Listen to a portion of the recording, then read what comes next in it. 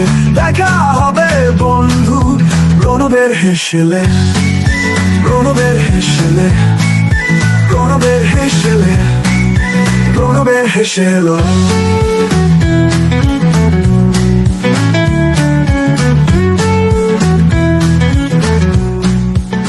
শ্রাবণ ঝরে রিমঝিমিয়ে রিমঝিমিয়ে, মন ছুটে যায় তেপান্তরের মাঠ পেরিয়ে মাঠ পেরিয়ে।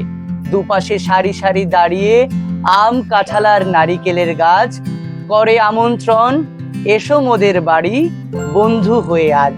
নমস্কার, প্রণবের হেসেলে আপনাদের সকলকে স্বাগতম। এই বর্ষায় জিভের স্বাদ মেটাতে প্রণবের হেসেলে আপনারা দেখছেন রিমঝিমে বর্ষায় স্বাদ জাগে রসনায়। কে এই বৃষ্টির দিনে ঘরে বসে বসে ভাবছেন তো আজকে কি রান্না করবেন? আরে আরে এত ভাবনা কিসের বলুন তো? হ্যাঁ, আমি আছি তো নাকি?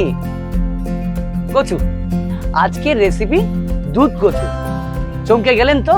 হ্যাঁ, এর থেকে দ্বিগুণ চমকে যাবেন এই রেসিপিটি বানিয়ে খাওয়ার পর, কারণ এটা এতটাই টেস্টফুল। তাহলে চলুন শুরু করি রান্নাটা। নিয়ে নিয়েছি 500 গ্রাম কচু, 200 গ্রাম চিংড়ি মাছ, 250 গ্রাম নারকেলের দুধ, কালো জিরে, জিরের গুঁড়ো, লবণ, 8-10 কোয়া রসুন বাটা, গোটা 6 কাঁচা লঙ্কা বাটা, 25 গ্রাম সাদা তেল, একটা মিডিয়াম সাইজের পেঁয়াজ বাটা, হলুদ গুঁড়ো ও চিনি। প্রথমে কড়াইতে সাদা তেল গরম করতে দিলাম। তেলটা গরম হয়ে গেলে ফোড়নে দিয়ে দিলাম 1 চামচ কালো জিরে। জিরেটা হালকা নাড়িয়ে চাড়িয়ে তার মধ্যে দিয়ে দিলাম পেঁয়াজ বাটা। পেঁয়াজটাও একটু নাড়িয়ে চাড়িয়ে পেঁয়াজে যখন হালকা বাদামি রং ধরে আসলো তার মধ্যে দিয়ে দিলাম রসুন বাটা। আবারও কিছু সময় নাড়িয়ে চাড়িয়ে দিয়ে দিলাম কাঁচা লঙ্কা বাটা। এবার কিছুক্ষণ ধরে কষিয়ে বাটা মশলার কাঁচা গন্ধ চলে গেলে তার মধ্যে দিয়ে দিলাম ছোট চামচের 2 চামচ জিরের গুঁড়ো, আর দিয়ে দিলাম স্বাদ অনুযায়ী লবণ ও 1 চামচ হলুদ গুঁড়ো। এবার সমস্ত মশলাগুলো খুব ভালোভাবে কষিয়ে তার মধ্যে দিয়ে দিলাম সামান্য পরিমাণে জল। মশলাটা ততক্ষণ কষিয়ে নিলাম যতক্ষণ না মশলা থেকে তেল ছাড়লো। এবার মশলা থেকে তেল ছেড়ে দিলে তার মধ্যে দিয়ে দিলাম চিংড়ি মাছ। মাছগুলো মশলার সঙ্গে খুব ভালোভাবে কষিয়ে তার মধ্যে দিয়ে দিলাম কেটে রাখা কচুর ডগাগুলো।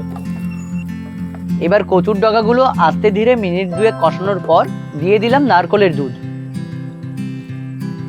এবার দুধ আর কচুর ডগা মশলার সঙ্গে কষিয়ে নিশ্চিন্তে ঢাকনা চাপা দিয়ে দিলাম মিনিট 5 জন্য।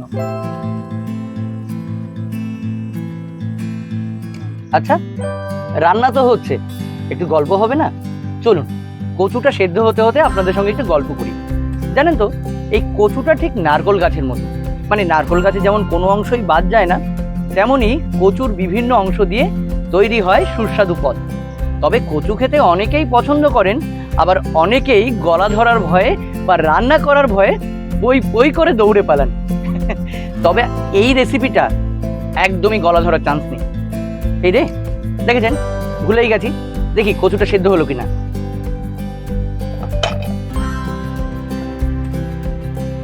আমাদের কচু রান্না অলমোস্ট রেডি।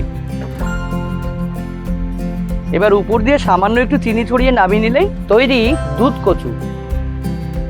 রান্না তো কমপ্লিট, এবার পরীক্ষার পালা। তাহলে চলুন টেস্ট করে দেখি।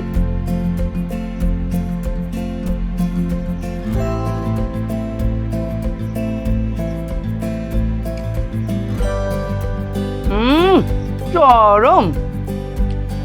বলছি কি, এই কচুর রেসিপিটা খেয়ে আপনাদের গলা ধরলো কিনা সেটা কিন্তু আমাদের অবশ্যই জানাবেন। আর এই ভিডিওটা যদি আপনাদের ভালো লেগে থাকে তাহলে যেটা করেন সেটা করে দেবেন। তাহলে আজকের এপিসোড এখানেই শেষ হচ্ছে। দেখা হচ্ছে পরবর্তী এপিসোডে। টাটা। হেসেলে, প্রণবের হেসেলে, প্রণবের হেসেলে, প্রণবের হেসেলো।